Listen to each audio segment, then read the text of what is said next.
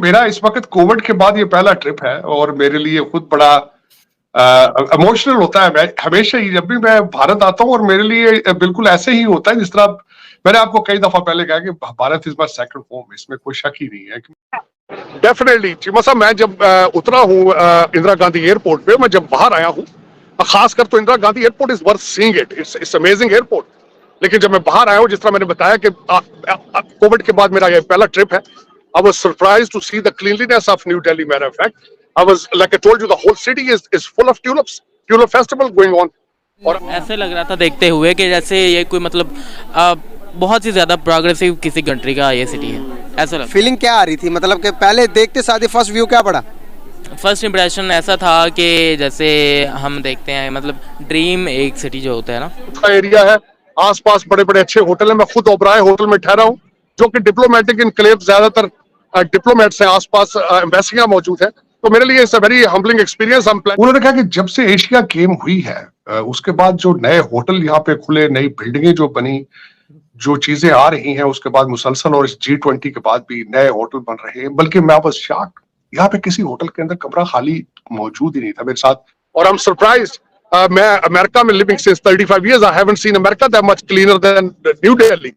और फिर इतना प्यार है और एक कल्चर है, एक है। नमस्कार दोस्तों, जय हिंद। दोस्तों, पाकिस्तानी मीडिया और पाकिस्तानी लोग भारतीय शहरों की सुंदरता देख हैरान हैं। उनका कहना है कि भारतीय शहर विकास में अब अमेरिकी और यूरोपियन शहरों से कम नहीं। अब आज के समय पाकिस्तान की साजिद तरार भारत आए हुए हैं और भारत में वह बहुत खुश हैं। वह बता रहे हैं कि मुझे ऐसा लग रहा है कि मैं भारत के किसी शहर में नहीं बल्कि अमेरिका के किसी शहर में आया हूँ। भारत की तरक्की देख साजिद तरार भी हैरान है। वह बता रहे हैं कि मुझे भारत में अपने घर जैसा लग रहा है और मुझे यहाँ आकर बहुत खुशी हुई क्योंकि भारतीय लोगों ने मेरा बहुत ही अच्छी तरीके से स्वागत किया है। दोस्तों, मैं आपको बता दूं कि ऐसा पहली बार नहीं हुआ है कि जब कोई पाकिस्तानी भारत आया हो और वह भारत की तरक्की देख हैरान रह गया हो। इससे पहले भी कई पाकिस्तानी लोग भारत आए हैं और वह भारत की तरक्की को देख, भारत का स्वादिष्ट खाना खाकर और भारत के लोगों का व्यवहार देख हमेशा ही भारत की तारीफ करते हैं। साजिद तरार ने यह भी बताया कि आज के समय भारत कितना विकास कर रहा है और दूसरी तरफ पाकिस्तान है।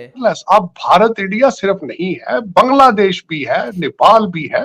We are same people originally. अगर देखा जाए तो आप देखें जरा, कभी आप इंडस वैली का, जहां से नाम इंडिया निकला है, इंडस वैली, दरिया सिंध जो है उसको पढ़ के देखें। उसके बाद चाणक्य सिविलाइजेशन, उसके बाद आप हड़प्पा मोहनजोदाड़ो देखें, और उसके बाद अपने सोचें देखें, अपने सारी चीजें देखें। तो इट इज, मैं बल्कि अभी आ रहा हूँ, बफे पे था मैं अभी नीचे, लंच, तो कुछ दोस्त आए थे तो वहां पे मुझे मिले। उन्होंने मुझे अपना लास्ट नेम बताया तो मैंने फौरन उनको डिस्ट्रिक्ट बता दिया था कि आप पाकिस्तान के किस डिस्ट्रिक्ट से आए हैं, आपका ओरिजिन क्या है। तो ही वाज शॉक्ड।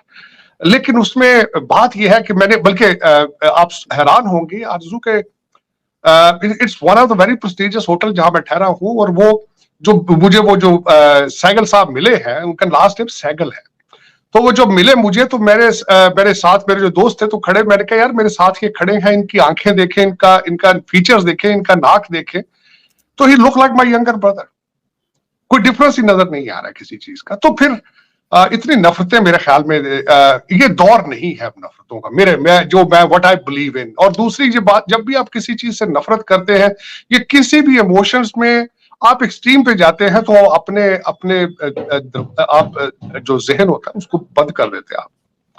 तो मेरे ख्याल में उस पर थोड़ा सा सोचना चाहिए 2 दफा कि हम क्या कर रहे हैं, कहाँ जा रहे हैं। तो लेकिन बड़ा अच्छा रहा ट्रिप। मैं समझता हूँ कि मैं इस दफा जब पहले भी मैं खैर इंदिरा गांधी एयरपोर्ट पे आ चुका हूँ, उस वक्त अभी नया बना था। लेकिन अब मैं जो सबसे ज्यादा चीजें नहीं देखी हैं कि जब मैं निकला हूँ एयरपोर्ट से बाहर, तो एक तो मुसलसल new Delhi has become a centre matter of fact of the world. आपने देखा होगा कि मुसलसल G20 चल रही है, उसके बाद कोई समिट चल रही है, लोग आ रहे हैं, इंटरनेशनल डिग्निटरीज आ रही हैं, जा रही हैं।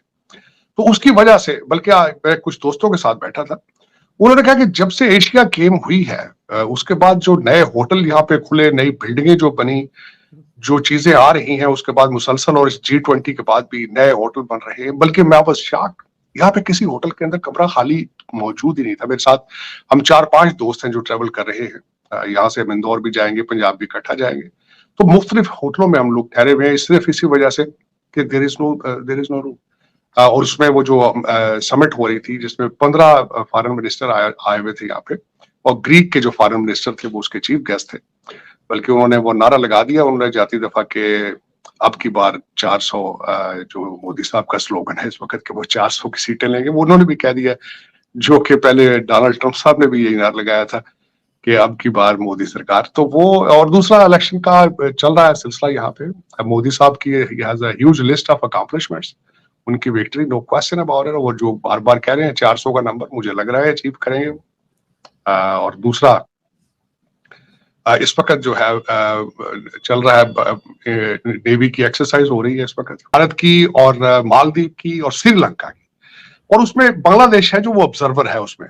ये एक बहुत बड़ी बात है, सिग्निफिकेंट बात है चाइना के हवाले से देखा जाए। फिर उसके बाद जो इस वक्त खबरें आ रही हैं, देखा जाए तो आजरबाईजान आपसे जहाज ले रहा है, पाकिस्तान से खरीद रहा है, वो एक नई खबर है। आपकी गवर्नमेंट एस्टेब्लिश हो रही है, आप $6 बिलियन आप मजीद IMF से ले रहे हैं, काकड़ साहब जो है वो सेनेट के चेयरमैन बन रहे हैं, तो खबरें तो बहुत है।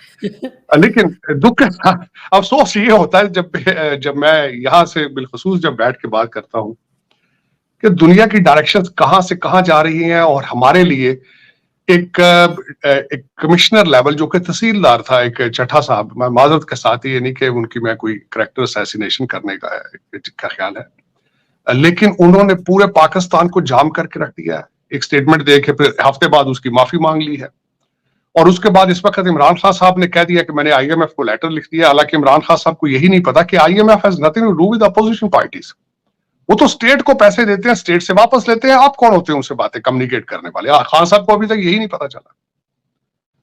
लेकिन ये कि अफसोस के साथ है कि मेरे तो ख्याल में, अगर जाती तौर पे पूछे, मैं 2-3 जो बातें पिछले दिनों सामने आई हैं, 2 बातें, बल्कि हमारे अफजल चंद साहब के हवाले से, जो पॉलिटिशियन है, उनके हवाले से 2 खबरें हैं, बल्कि एक तो उन्होंने कहा था कि मेरा बस चले तो मैं जाके इमरान खान साहब के पांव पड़ जाऊं जाके जेल में, के पाकिस्तान को बचाने के लिए। तो दूसरा, जब चंद साहब की बात हो रही है तो फिर उन्होंने अगले दिन एक नया इल्जाम लगाया कि 5 करोड़ रुपया मांगा गया उनसे इलेक्शन जीतने के लिए, ये भी खबर है उसमें। आज जो मैं उनका बहुत फैन हूँ, शब्बर जैदी साहब का, very outspoken, very blood speaker, very sincere Pakistani. उनकी एक स्टेटमेंट, उन्होंने कहा कि अगर चाहिए तो ऐसे कि जरदारी साहब और शहबाज शरीफ साहब दोनों को चाहिए अडयाला जेल जाके खान साहब को साथ लेकर एक जॉइंट गवर्नमेंट बनाए उन्होंने। लेकिन मेच्योरिटी,